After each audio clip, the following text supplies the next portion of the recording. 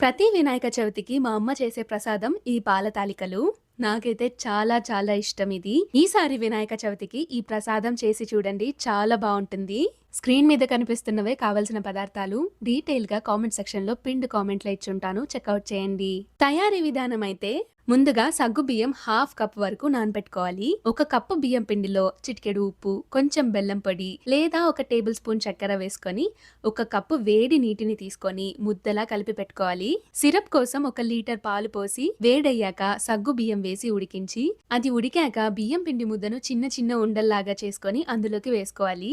మూత పెట్టి 10 నిమిషాలు ఉడికాక చిక్కదనం కోసం కొంచెం బియ్యం పిండిని నీటిలో కలిపి అందులోకి పోసేయాలి. ఇంకో 5 నిమిషాలు ఉడికించాలి.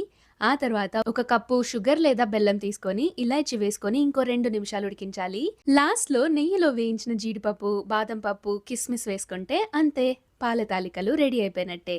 డీటెయిల్ రెసిపీ అయితే పిన్డ్ కామెంట్లో తెలుగులో ఇచ్చుంటాను, చెక్అవుట్ చేయండి. ఒకవేళ మీరు ప్రసాదం ట్రై చేస్తే ఎలా వచ్చిందో కామెంట్ సెక్షన్లో షేర్ చేయండి.